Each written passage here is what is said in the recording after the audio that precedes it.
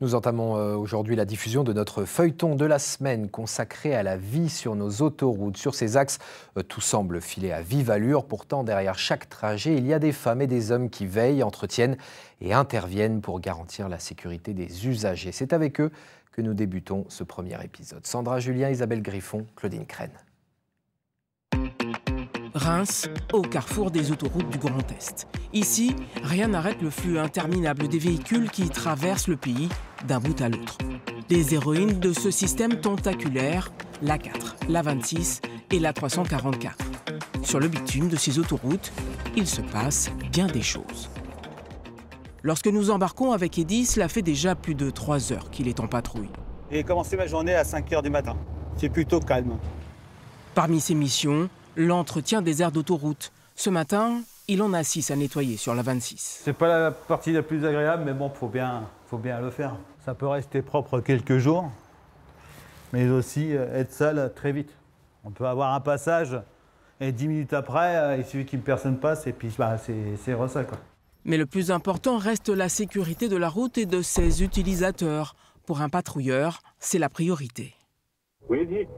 Oui, c'est pour te prévenir, je vais ramasser une bande de roulement poids lourd au 154 sur une bande d'arrêt d'urgence. Quel sens? En Strasbourg-Paris. C'est noté. Une fois sur la chaussée, Eddy est très vulnérable, mais c'est son quotidien. Voilà, c'était sur la bande d'arrêt d'urgence, donc ça peut encore aller. Mais parfois, c'est sur les voies qu'on retrouve ces objets. Et aussi en TPC, en terre-plein central. Et là, on voit, vous regardez toujours un œil sur la route? Oui, toujours un œil sur la circulation. On ne sait jamais ce qui peut arriver. Une matinée bien calme. Quelques objets trouvés sur les voies et cette crevaison juste avant la fin de son service. C'est moi qui va s'occuper de tout ça. Je vais appeler un dépanneur agréé autoroute qui va venir vous chercher.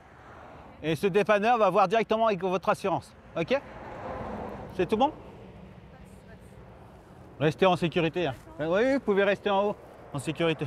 J'ai essayé d'appeler des garages et il n'y a personne qui m'a répondu, ou le peu qui m'ont répondu, ils m'ont dit qu'il fallait que je voie avec mon assurance. Et le monsieur est venu et il m'a dit directement, je vais faire ça, ça, ça. Il m'a tout expliqué et ça s'est super bien passé. On est là un peu pour les rassurer, leur expliquer comment ça va se passer. C'est pas si grave. Il y a des choses beaucoup plus graves, une simple panne sur bande d'arrêt d'urgence. À 180 km de là, le PCE, le poste central d'exploitation du Grand Est. Il fonctionne 24 heures sur 24 et 7 jours sur 7. En 2024, il a géré plus de 40 000 événements, parmi lesquels 2500 accidents et 4000 objets sur chaussée. Oui, la police municipale de Séris. Oui.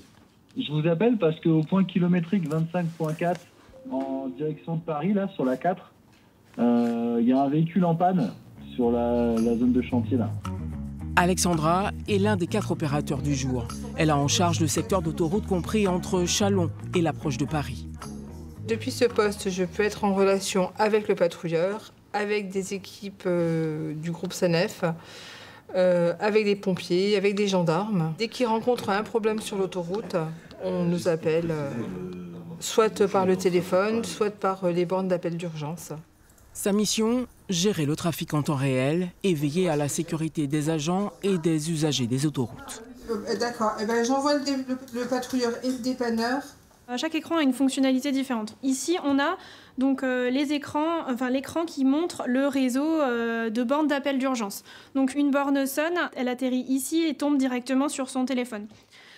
Ici, on a la main courante donc informatique où Alexandra va sélectionner l'ensemble des éléments qu'on va lui apporter. Donc, dans le cas d'une panne, elle va créer une fiche d'intervention panne et en fait découlent toutes les actions qu'elle doit faire, à savoir l'affichage sur les panneaux lumineux, l'envoi à la radio 107 et l'intervention des équipes terrain de nos patrouilleurs ou d'équipes SANEF. Sur les autoroutes de l'Est, seuls les dépanneurs agréés par SANEF sont autorisés à intervenir sur le réseau.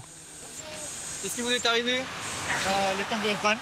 Directement, elle s'est arrêtée et voilà, c'est la batterie, je pense, ou l'alternateur.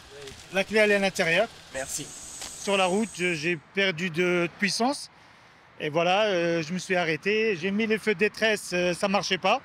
Et j'ai eu peur. Quand j'ai appelé mon assurance, ils m'ont envoyé le monsieur. Et même pas 20 minutes, on va dire, 25 minutes, il était là. Le temps de le dire, et la voiture est déjà hissée sur la remorque. Espérance de vie sur bande d'arrêt d'urgence, entre 7 et 20 minutes. L'espérance de vie sur que ce soit l'autoroute ou les voies rapides, c'est pas beaucoup. Donc plus vite on intervient et plus vite on peut éviter des accidents ou autre chose, quoi. On a 30 minutes pour intervenir déjà. Donc si on peut arriver avant les 30 minutes et débarrasser en moins de 10 minutes, ça serait le top. Pour Émeric, les interventions s'enchaînent. J'ai commencé à 8 h.